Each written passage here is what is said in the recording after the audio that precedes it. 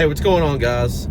I wanted to jump on here today and give you guys a video about something I've been thinking about, and that's 3 dark truths, uncomfortable truths about women. Now, guys, before I get started, I apologize. I know it's been a couple weeks since I did a video.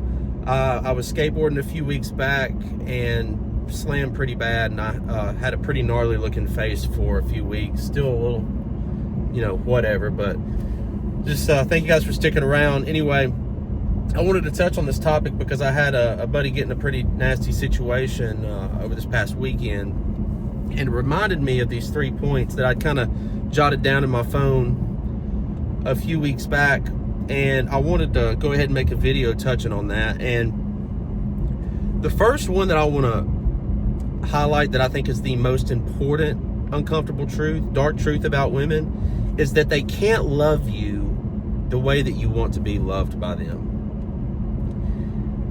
Now, I'm gonna go further with this point because they can tell you that they love you, right?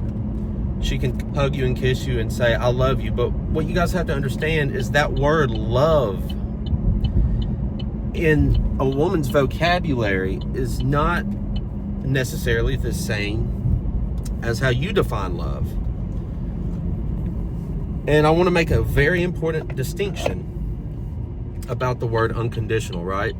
Because a lot of people will tell you that women can love you unconditionally, and women can tell you that, and it's just not the case. If you really start to pay attention, you'll figure it out.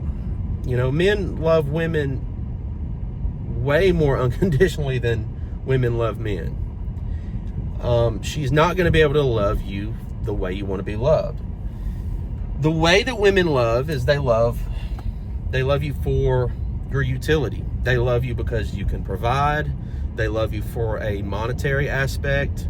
They have to be getting some sort of value out of having you in their life. Otherwise, they'll just get rid of you. Now, that value could also be mental and emotional well-being, having somebody there. But what you have to understand is, it's not really necessarily you that they're loving. So if they can find those traits and those values in a guy that looks better than you, then 9 times out of 10 she's going to be looking for the door. And I had to just put this number 1 because it is by definition uncomfortable, and it's the truth. Now, I want to take the second point to kind of piggyback off of the first point there and kind of expound on the details of that type of dynamic. Point number 2 is that women don't provide in relationships. Maybe I should have amended that point to women don't like to provide in relationships. Now, if you're in a long-term relationship with a woman and the dynamic was different when you guys first started dating, let's say maybe you fall on some hard times, she might act like she'll pick up the bill and not care about it for a little while. She might do it with a smile on her face, but rest assured, man, the more she does this, the more she's going to get turned off. You might ask her, hey, you've been a little cold and distant here lately, what's going on? She might not even know to tell you, hey, your car's been broken down for a month. You've been having to use my car. That's a turnoff to women. They don't like that. And I'm not just putting this out there as judgment, because I've been in literally that exact situation. But am I with that woman anymore? Of course not. Women love you for what you can provide. And as soon as you lose your job, as soon as you have a critical health condition, as soon as any number of things happens, a little flip is going to switch in her head, and she's going to think, wait, man, maybe this guy is not the provider I thought he was. It's sad.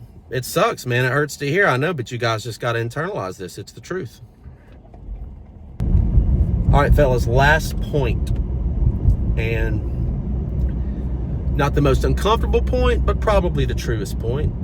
You must have your life together before dealing with any woman, if you want to have any expectations whatsoever of it going in a positive direction for the long term, because I'll tell you guys one thing, by not having your life together, what's going to happen by default is you're going to enter into her frame.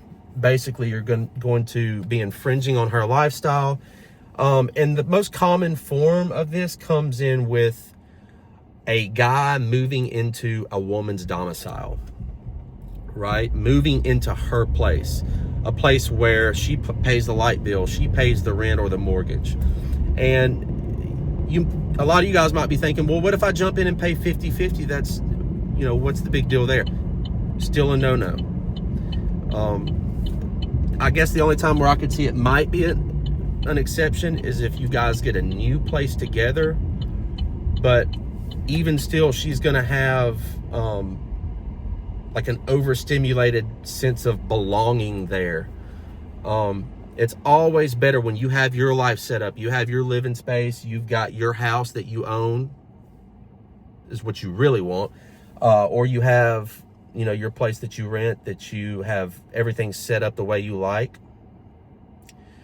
That is the most surefire way to get a woman to get and stay on your page for the long term. Perfect example of this, I had a buddy here recently who married a woman after a year of knowing her. He moved out of his apartment, she moved out of her place. She had just divorced a guy, which is a big red flag in and of itself. They move into this $2,000 a month rental, a nice house, and less than a year later, he's divorced and went to jail this weekend, right? So, not that he did anything wrong, it's just in that situation, over time, women will start to resent you. Have your own stuff together. So guys, to recap, women love men opportunistically, right?